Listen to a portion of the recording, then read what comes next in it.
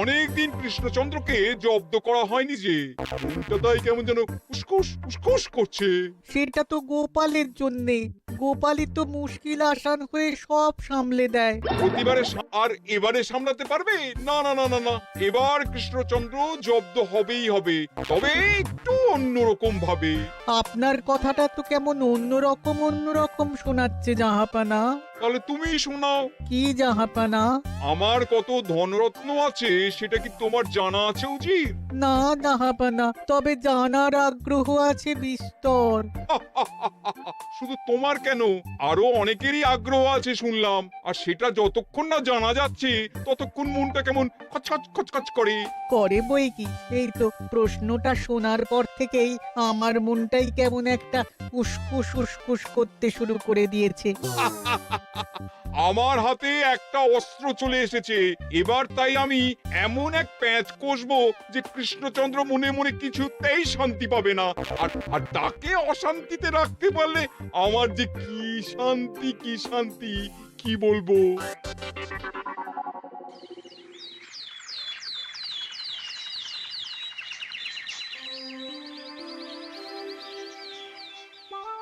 কি যে বলি, মানে এমন আমন্ত্রণ পেলে তো আর না বলা যায় না।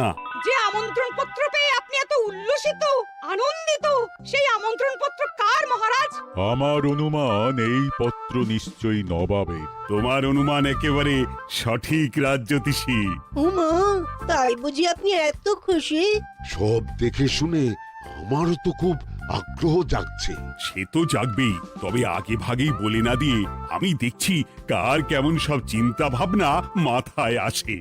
খবর তো একটা আছেই মহারাজ, তবে কথাতেই আছে না, যত হাসি তত কান্না, তাই ভালোর বদলে খারাপটাই মনে আসছে যে বেশি করে। বোঝো ঠেলা, সবকিছুতেই খালি ঘেঁটে দেওয়া। সত্যি গোপাল, আজকাল যেন সবেতেই তুমি নেতিবাচক কথা বলো। এটাই তো গোপালের স্বভাব মহারাজ। সে যাই হোক, গোপালের অকর্মণ্যতা টের পেয়েই বোধ হয় নবাব শুধু আমাকে আর মন্ত্রীকে মুর্শিদাবাদে যাওয়ার নিমন্ত্রণ করেছেন। বেশ তো, ঘুরে আসুন না তবে, শুভস্য শীঘ্রম। তবে দরকার পড়লে এই ভাঙা কুলো গোপালকেই দরকারে লাগবে, কথাটা যেন খেয়াল থাকে মন্ত্রী মশাই।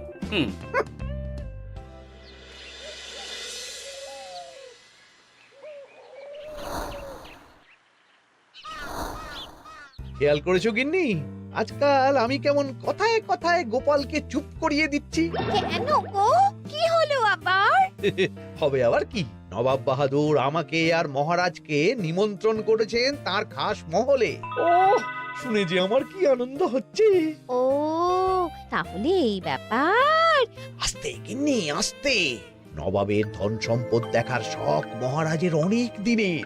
আমি শুনেছি নবাবের ওই খাস মহলের ভেতরেই নবাবের গুপ্ত কক্ষ আছে, যেখানে নবাব হীরা জহরত এসব রাখেন। একা তো সেখানে যাওয়া যাবে না, তাই মহারাজকে নিয়ে তুমি মুর্শিদাবাদে যাবে? যাবো তাই নয়, নবাবের গুণকীর্তন করে তার মেজাজ এমন ভালো করব যে নবাব সেখান থেকে কিছু দান খয়রাত করে ফেলবেন আমাকে। তবে না তো কি, গোপাল তো খেতে পাবেই না, গন্ধও শুঁকতে পারবে না। তুমি তো বারবারই চেষ্টা করো গোপালকে সরিয়ে দিয়ে বাজিমাত করতে, কিন্তু শেষ পর্যন্ত চিৎকাত হয়ে যাও। গোপালই তো তখন উদ্ধার করে, সেটা তোমার খেয়াল আছে তো? আমার মাঝে মাঝে সন্দেহ হয় গিন্নি, তুমি তলায় তলায় দল বদল করে গোপালের দলে চলে যাওনি তো?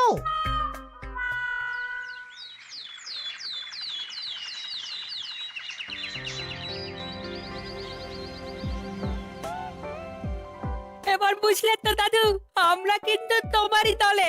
ঝালে ঝোলে অম্বলে সব সময় তোমার সঙ্গে সঙ্গে থাকি। তাই যখনই পাই তখনই তোমাকে সেবা করার সুযোগ হাতছাড়া করতে চাই না, কি বুঝলে? তাই বলে পড়া ছেড়ে তোরা এখন দাদুকে হাওয়া করছিস? তুমি বুঝবে না দিদা, দাদুকে শুতে বসতে হাতে রাখলে লাভ আছে। সে তো বটেই, আর তুমি বা শুয়ে আছো কেন? তোমার কি কাজকর্ম কিছু নেই? পড়ে পাওয়া 14 আনার ছুটি কাজে লাগিয়ে কদিন ভাবছি দিব্যি গায়ে হাওয়া লাগাবো, বুঝলে গিন্নি? আর আমরা এসে সেটাই করে দিচ্ছি। সে তো দেখতেই পাচ্ছি, তা ছুটিটা কি শেষ শুনি? ওদিকে মহারাজ আর মন্ত্রীমশাই নবাবের কাছে গেছেন, তাই এদিকে আমি শুয়ে পড়েছি, এই আর কি। কথাতেই তো আছে, চাষি গেল ঘর, লাঙল তুলে ধর, তাই না গিন্নি? কথায় কথায় দাদু ভালোই দিয়েছে। কোথায় মহারাজ তোমাকে সঙ্গে করে নিয়ে যায়নি বলে তোমার আফসোস হবে তা নয়, উল্টে তুমি শুয়ে শুয়ে হাওয়া খাচ্ছ। আমার মন বলছে শুধু আমি নয়, নবাবও বাজাচ্ছেন ওদিকে।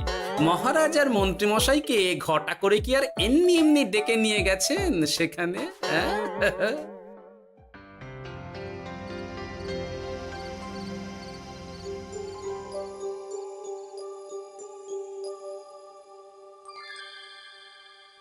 ডেকে নিয়ে এসে নবাব যে ঠিক কি করতে চাইছেন সেটাই তো বুঝতে পারছি না। অত বোঝার কি আছে মহারাজ? খাবো, শোবো আর গুপ্ত কক্ষে ঢুকে নবাবের সঞ্চয় দেখব, তাহলেই তো হবে।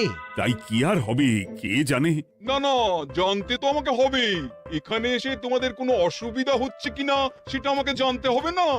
আপনি কিচ্ছু ভাববেন না জাহাপানা, ব্যবস্থা সব করাই আছে।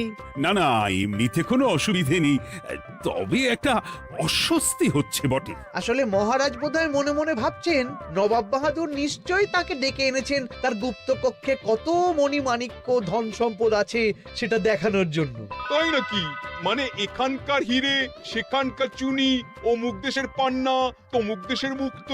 শুধু কি তাই, আরো কত কি। হ্যাঁ হ্যাঁ, সেগুলো যতক্ষণ না দেখতে পাচ্ছেন ততক্ষণ মহারাজ ঠিক স্বস্তি পাচ্ছেন না। এই যে কৃষ্ণচন্দ্রের যে আমার ধন সম্পদ দেখার প্রবল ইচ্ছা আছে সেটা আমার ভালো মতোই জানা আছে। তবে সবাইকে তো সবটা দেখাতে নেই, আর সবার জন্য সবটাও নয়, তাই না? তাই কি জাহাপনা? তাই গুপ্ত কক্ষের ভেতরে কি আছে সেটা না হয় না দেখাই থাক। না না, তোমরা বরং খানা পিনা করো গিয়ে, হ্যাঁ, বিশ্রাম নাও। উচিত তোমাদের খেয়াল রাখবে, কেমন? এই রে, এটা কি হলো? কি আবার হবে? তোমার পাল্লায় পড়ে মান সম্মান সব গেল। এর থেকে আমার কৃষ্ণনগরই ভালো।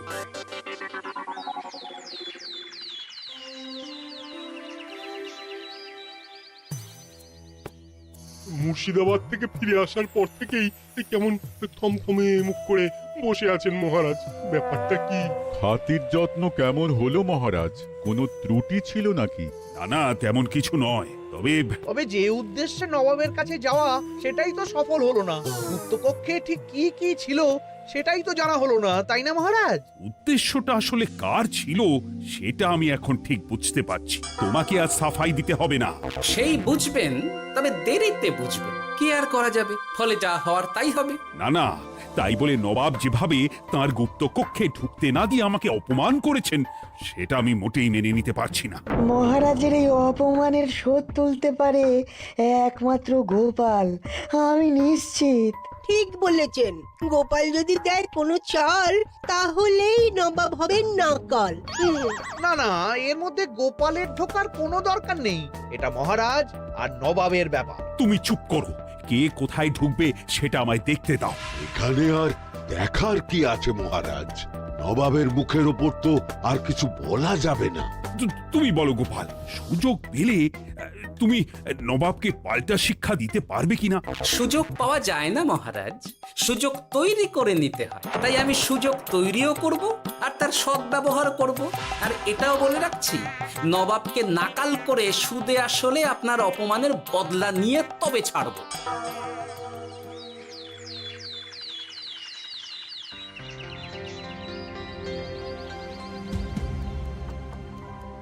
কি হলো জাহাপানা, আপনি যেমনটা চেয়েছিলেন তেমনটাই তো হলো।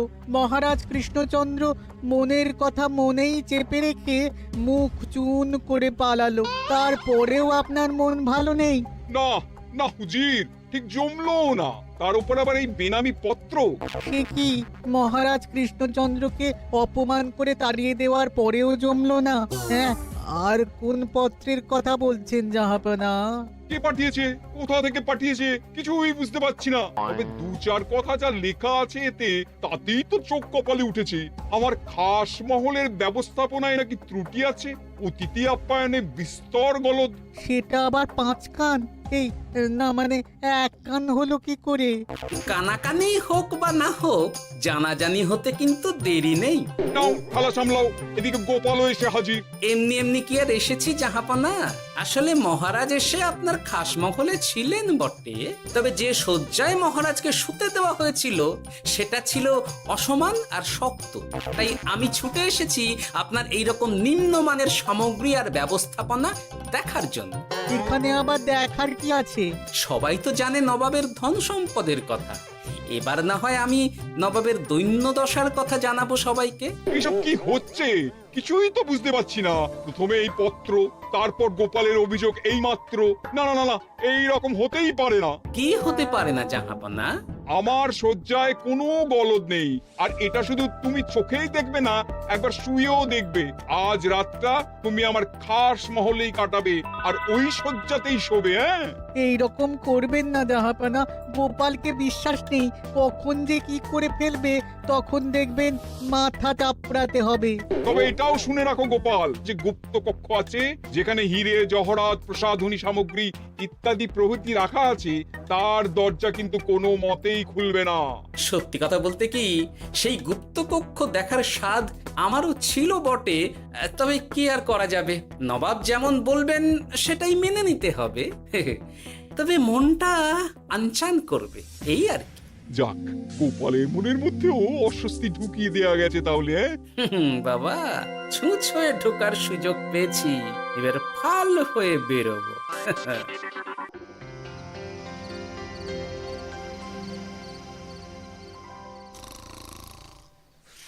আপনি কিচ্ছু ভাববেন না জাহাপানা, গোপালকে আমি চোখে চোখেই রেখেছি।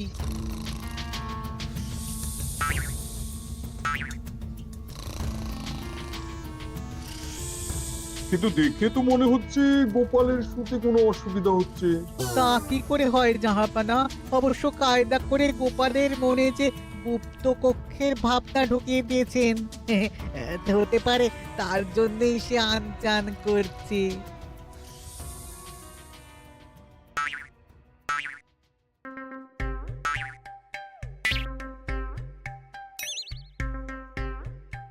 ওই দেখো, গোপাল হঠাৎ কি শুরু করেছে।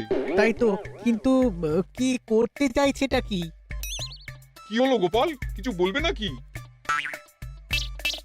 কি আমি কোথায়? ও, এটা তো রাসমহলই মনে হচ্ছে।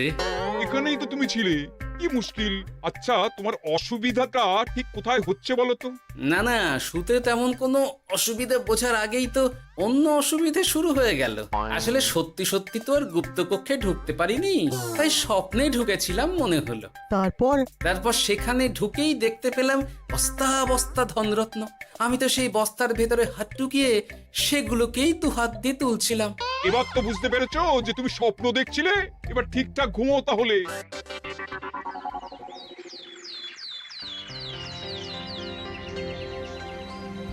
কাল রাতে গোপাল আচ্ছা ঝামেলায় ফেলেছিল। কবে ফেলে না জাহাপানা? আমাকে নিয়েই আলোচনা চলছে মনে হচ্ছে। ভুল কিছু মনে হয়নি, সে যাই হোক। এখন বলো দেখি, খাস মহলের শয্যাটা কেমন ছিল কাল রাতে? সে আর কি করে বলি জাহাপনা, স্বপ্ন দেখার চক্করে ঘুমের দিকে তেমন মন দিতে পারিনি যে। গোপাল মানেই গোলমাল, আবার বাহানা দিতে শুরু করেছে। তাই বলছিলাম কি, আর এক রাত না ঘুমোলে ঠিক মতো বলতে পারবো না। বেশ তো, আর এক রাত থাকো না হয়, তবে আমারও একটা শর্ত আছে। আগের রাতে তুমি স্বপ্নের ঘরে যা কাণ্ড ঘটিয়েছো না, তাতে জাহাপানা খুব বিরক্ত, বুঝতে পারছো নিশ্চয়ই। বুঝেছি তো, তবে যে কোনো শর্তেই আমি খাস মহলে শুতে রাজি।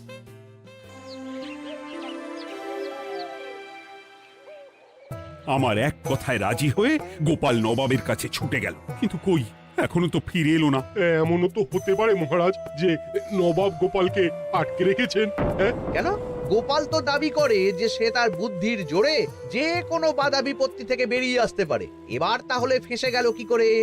না না, গোপালের কোনো বিপদ হবে না, দেখবেন গোপাল এবারেও ঠিক বেরিয়ে আসবে।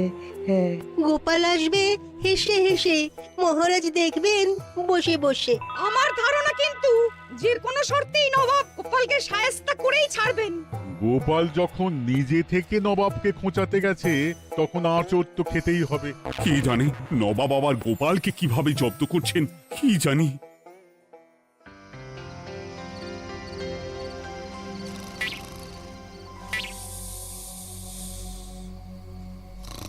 ব্যবস্থাপনায় কোনো ত্রুটি নেই জাহাপানা, তবে আজ গোপালকে না আচ্ছা জব্দ করা হয়েছে জাহাপানা। গোপালকে আজ আর বালিশ দেওয়া হয়নি। এমনটাই তো নির্দেশ দিয়েছিলাম। দেখি আজ মনে হচ্ছে গোপাল বিশেষ ট্যাপও করতে পারবে না। কিন্তু এ কি, গোপাল যে আবার উসখুস করছে। তাই তো দেখছি। এক্ষুনি গোপালকে ঘুম থেকে ডেকে তুলে দিতে হবে, না হলে আজ আবার একটা অনিষ্ট করবে। না না, আজ আর কিছুই করতে পারবে না, বালিশই তো নেই।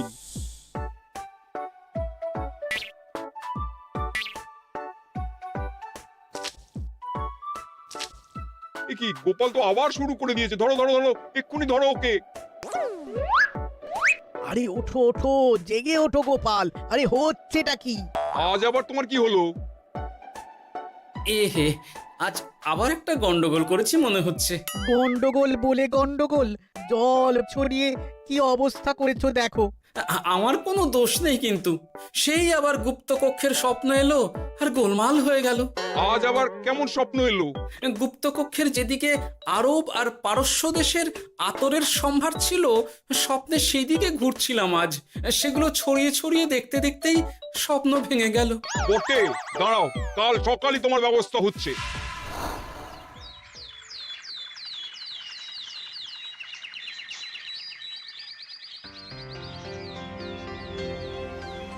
গোপালের বিদায় করার ব্যবস্থা পাকা হয়েছে তো উজির? কি যে বলেন জাহাপানা, আপনি কিছু করতে বললে আমি কি সেই কাজ ফেলে রাখি নাকি? কি ব্যবস্থা করলে শুনি?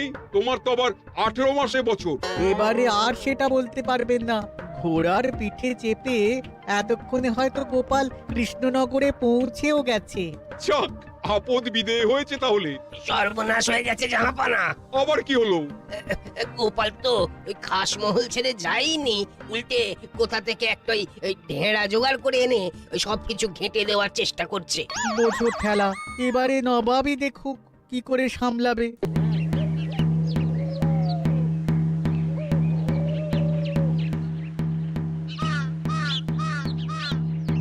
শুনুন শুনুন শুনুন। আরে আরে আরে, আরে কি শোনাচ্ছটা কি গোপাল?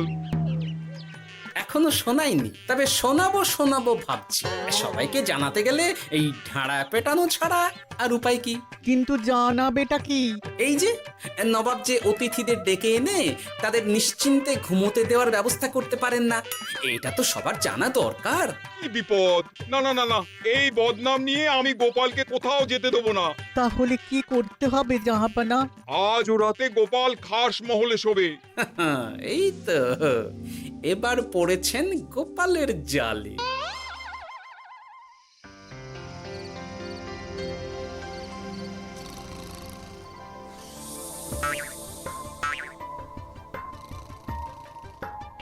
আজ গোপাল নিশ্চিন্তে ঘুমোবে। স্বপ্ন অস্বস্তি হওয়ার মতন কিছুই হবে না আজ। গোপালকে ভরসা নেই জাহাপানা, কখন যে কি করে ফেলে বলা তো যায় না। না না, আমি নিশ্চিত আজ আর কিছুই হবে না।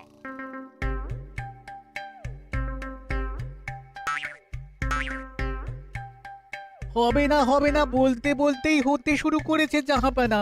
আরে ওকে গিয়ে চেপে ধরো এক্ষুনি। ঘুমের ঘোরে আবার কি করছো গোপাল?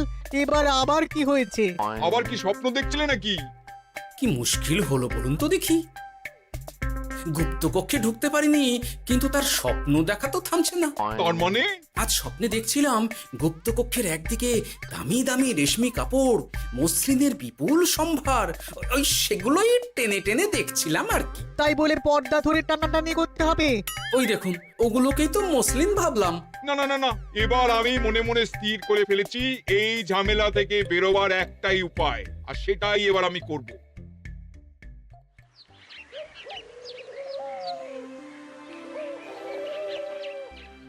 গোপালের ফিরতে কিন্তু এবার সত্যিই দেরি হচ্ছে। দেখুন, হয়তো গোপাল বেশি বাহাদুরি দেখাতে গিয়ে ফেসে গেছে। হেসে নয়, এই যে কেমন হেসে হেসেই এসেছি দেখুন। এই তো গোপাল ফিরে এসেছে। শুধু ফিরেই আসেনি, তার সঙ্গে আরেকটা সুসংবাদও নিয়ে এসেছি। হ্যাঁ, সেটা আবার কি? আমার প্যাঁচে পড়ে নবাব শেষ পর্যন্ত বাধ্য হয়েছেন গুপ্তকক্ষ খুলে দিতে, সঙ্গে কিছু উপঢৌকনও দিয়েছেন। ব্যাপারটা ঠিক কেমন করে কি হলো বলো দেখি। বলছি মহারাজ, নবাব বাহাদুর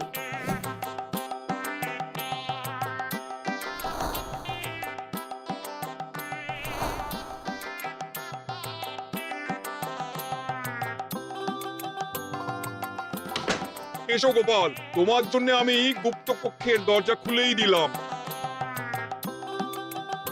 তবে খবরদার, আবার উল্টো পাল্টা স্বপ্ন দেখে ঘুম নষ্ট হওয়ার বাহানা দেবে না। আর কৃষ্ণচন্দ্রকে গিয়ে বলবে তারও আর গুপ্ত কক্ষ দেখতে আসার কোনো বাধা নেই। আর একটা কথা,